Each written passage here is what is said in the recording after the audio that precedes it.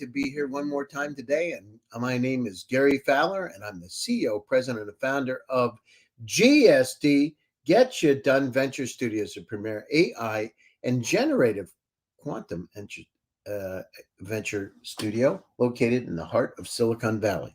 Almost got caught up on generative. I write a lot. I actually have my new book is going to be coming out next week on AI imagination. So with that, I'd like to introduce my guest. Janosch Amstutz is a founder, a speaker, investor, and advisor. He's from New York, but he's originally from Switzerland. With that, I'd like to bring Janosch. Hey, Janosch, how you doing today? Hi, Gary. Doing well. Thanks for having me on. Yeah, so tell me a little bit about it. So how did you make your journey from Switzerland over to the U.S.? I know you were working in ferrous alloys department in operations, but what was that journey like? So my journey from Switzerland to New York is quite a long route. I'm originally Swiss. I was born in a small town in Switzerland called Zug, which these days is famous for being called Crypto Valley, with companies like Ethereum being based there. When I was born, it was more of a commodities hub. And my parents, being very counterculture, actually took me to Australia. So I was born in Switzerland, grew up in Australia on a hippie commune, made my way back to Switzerland, became a commodities trader, really just more to kind of annoy my parents and chastise them for taking me out of this beautiful Swiss countryside onto a hippie commune in Australia. And so I only really experienced Switzerland in my adulthood. Wow. And so how was it living in a commune? Very interesting. Like for me, it was normal because I guess when you grow up as a child, your environment is a normal environment. And we had solar power, rainwater, chickens, a cow. My parents built our family home with their own hands, and the neighbors who were also kind of members of this counterculture commune all kind of pitched in to build this small scale society. Very, very different, but for me it was normal. Now, how big was your house? Relatively big. We were dubbed kind of the castle of the commune.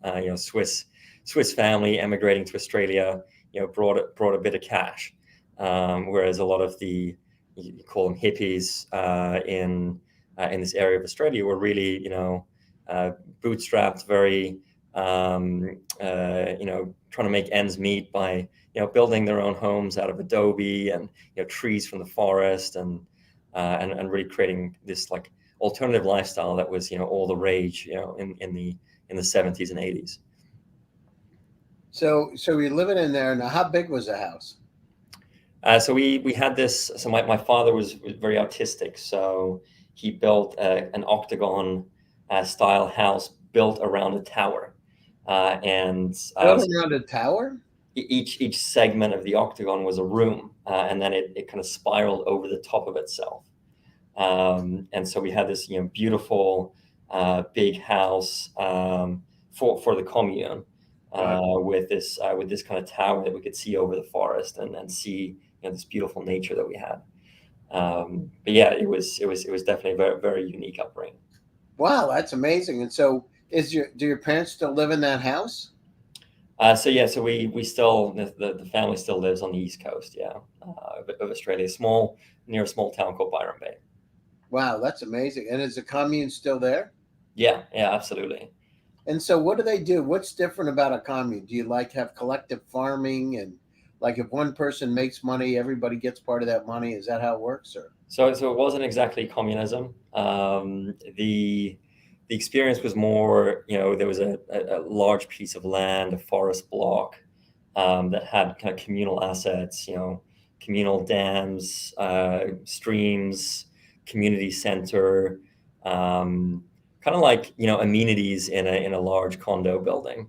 But this was more kind of, the amenities were a pottery kiln that everyone can use, or you can use the communal pastures to farm. And there was also like a plot of land was reserved for a school, and a alternative schooling system, a Steiner school, moved in and provided primary What school. kind of school was it? Steiner. What So is that? so it was a theologian from Germany, Rudolf Steiner, who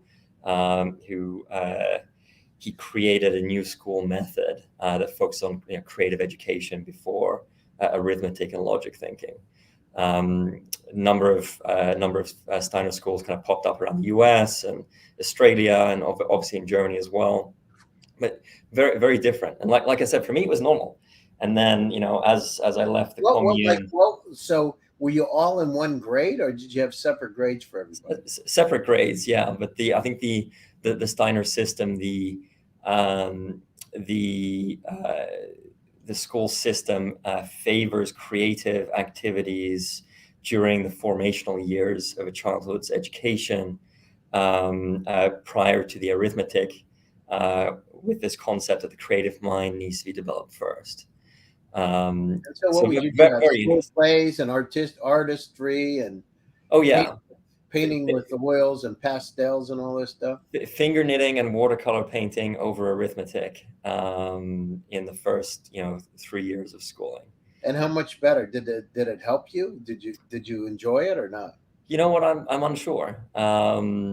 It was definitely fun, and it's like I said, it created kind of a different mentality towards life, where you can maybe thinking outside the box for you isn't outside the box because it was the box that you had available to you, and you Maybe had it to. wasn't a box, right?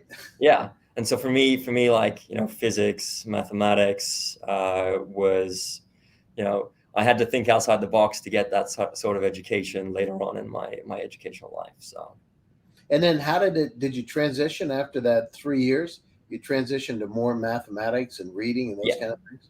yeah. And so how was that transition? It seemed fine. I'm not sure how it was for everyone, but I guess, if you have the focus, you can learn. And I think these days, with the whole like rethinking of how people are educated, and people's trajectories, I guess you don't really need to have, for example, arithmetic or mathematics. You don't need to have like small amounts of it every year in order to like reach the same goal. You can kind of turbocharge it and condense it. And did Uh, you do that? yeah, absolutely. And so what happened? You would have like algebra 1 and 2 in the first semester, right? Uh, Not quite, not No? quite, but definitely, I did extension units of mathematics then, Wow. towards the end of schooling, so I don't think it impacted. So Um, when you went to McGuire University, mhm. right? I did briefly. So I did. I For me, like I said, my childhood was a little bit different, and so I went to Switzerland, became a commodities trader. So started off in a commodities firm, and everyone in commodities was saying you can't make it in this industry unless you go to college or university. And Mhm. I listened to that because I thought, I don't know how to function in normal society because I'm not from that normal society. So I did do Macquarie University for a semester, and it wasn't me that actually was the catalyst to terminate after a semester. That typical story of the college dropout. My commodities firm actually called me up 6 months after I left, and basically asked if I would come back because they were unable to find a suitable candidate to fill my previous position. I hope And they so paid you a lot more money. they did. Yeah. They paid me well enough to convince me to drop out of college and go straight back into the business. Well, that's great. And so do you ever regret not finishing university or not? Not really. I think there's you need to, when you commit to something like that, you need to be comfortable with it being valid or valuable for that specific stage in your people say career, but that's the wrong word, isn't it? It's your own personal experience or your own personal progression in life.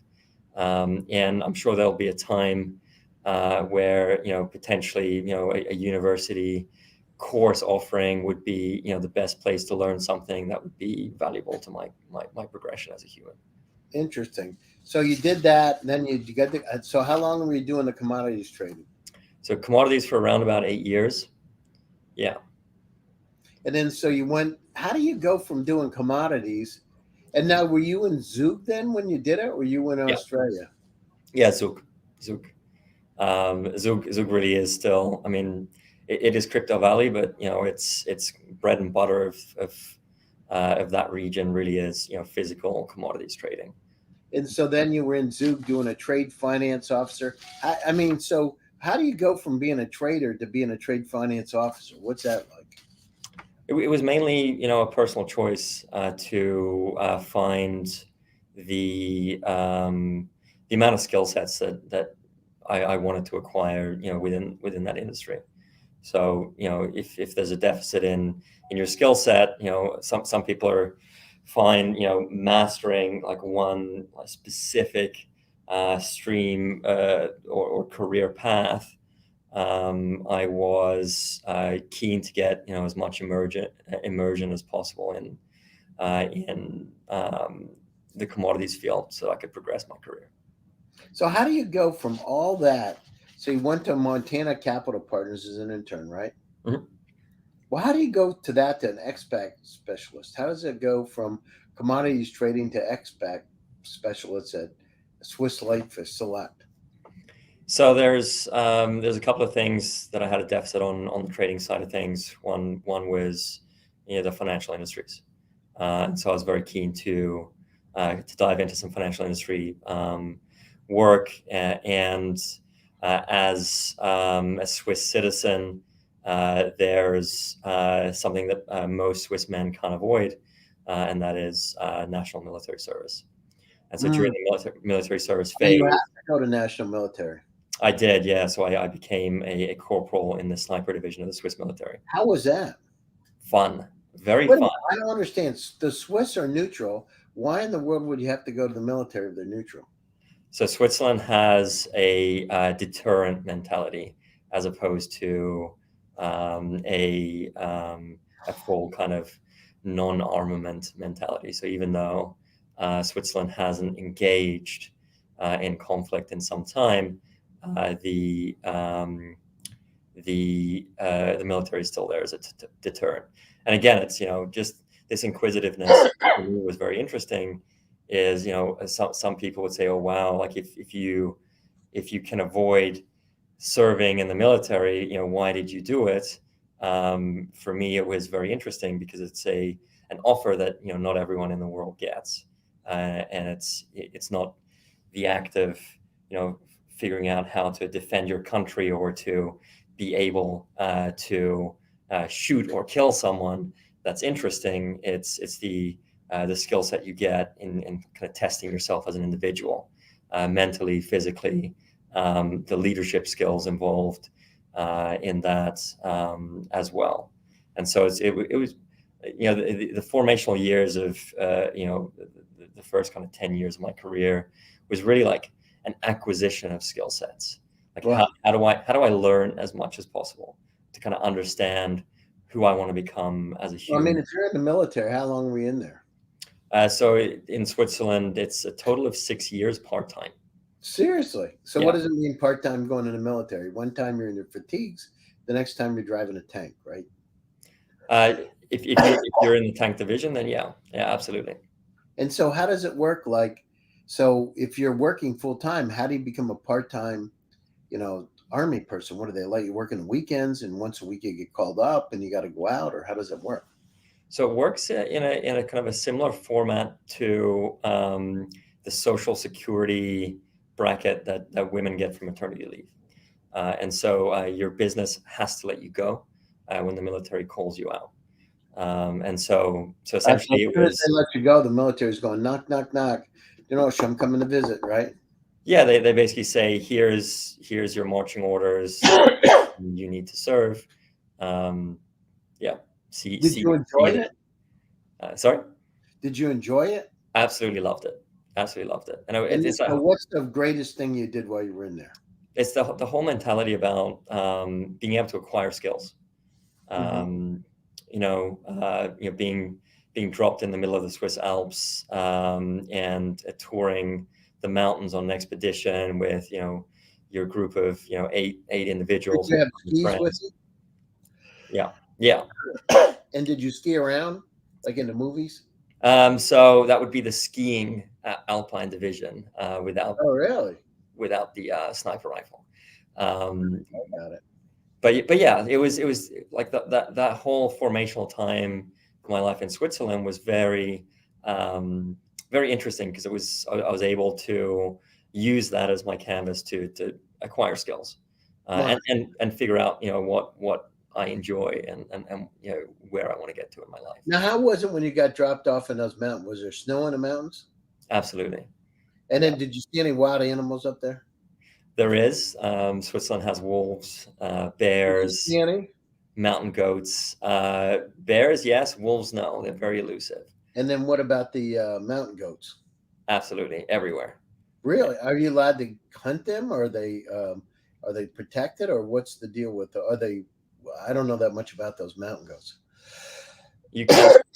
I think you would probably need a hunting license in Switzerland to do that. Yeah, unbelievable. Yeah. And was it dangerous being up there? Did they have avalanches and all that stuff, or not? It probably depends on the region. Yeah. Wow, that's amazing. Okay, so you went down through that. You were at Swiss Life Select. You went to Fellman Trading Europe. What is that? That's commodities as well. So also was able to. I moved with my team basically from one commodities firm to the other. What about this Five Line Ventures? What's that all about? So when I had decided that I was interested in kind of aligning my career with my aspirations as a human, who I wanted to become, and what I wanted to spend my time doing, I decided to find a career set that would align to that, and couldn't find a job or a career that was interesting enough or aligned enough to who I want to become as a human. So I decided to go into entrepreneurship, and that was kind of the catalyst for founding company Beem. And along with that, I managed to nab an analyst gig at a venture capital firm, in order to learn some of the valuable skill sets on the other side of the table, that a startup founder often lacks. And so, how long were you at the? I don't see that. Where was that? What company was that? Were you in a? You That's becoming? Five Lion Ventures. So All right, Five Lion Ventures I is a got it. venture capital firm. So, was it fun? Did you enjoy it? Yeah, absolutely. So, how was it? What's the difference between being a entrepreneur and being a corporate citizen? How did you have to act differently?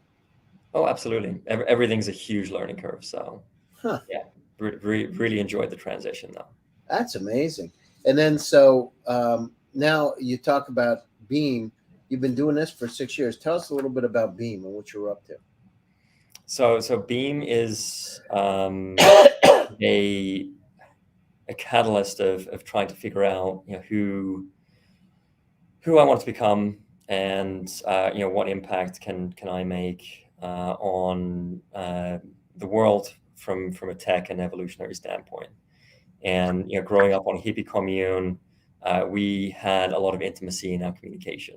It's 40 families living together, and You used to communication. spend Christmas together and all that. Is it that kind of a tight group? Did you guys have Yeah, absolutely. a party? Christmas events, Easter, and that intimacy and that communication is something that we as humanity have struggled to achieve using digital communication.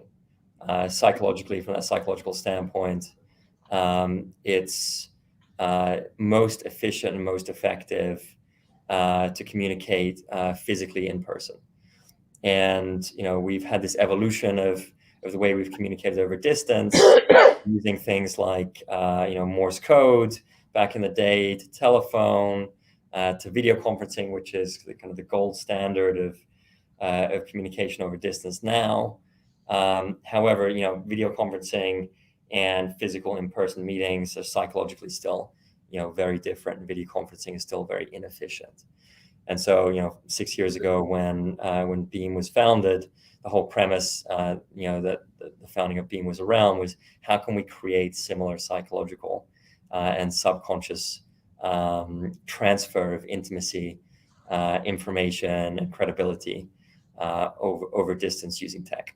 So Beem essentially is communication trying to replicate the same subconscious triggers as an in-person meeting. And so what does that mean? How's business? So what we ended up creating was a software platform that enables humans to live stream themselves into a spatial computing environment, so into AR or VR, and essentially, appear quasi as like a Star Wars style hologram in someone else's face, which provides that same subconscious and psychological trigger of presence that an in-person meeting has. Wow. And so how's business? Do you have any sales? Yeah, so we've been working the tech for the past 6 years. We raised over $5 million in venture, went to markets towards the second half of last year, and have been going to market with a couple of big partners. SAP is one of our big commercial partners who's selling our tech into commercial clients of theirs. And with the onset of AR glasses being launched in 2023, companies like Apple bring their product to market, and Qualcomm with their operating system, we formed a kind of a number of big partnerships to deploy our tech into. How's business today? Good. Yeah, business is good.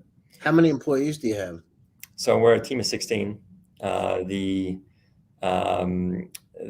team has been globally dispersed. Being a global communications company allows us to work remotely. Oh, that's amazing. No, I love it. It's a great story to tell. So what's next? You're in New York. What are you going to do next? What's the next big thing? So if you say, this is where I'm going to be in 5 years, what do you paint the picture? 5 years is a long time for an entrepreneur.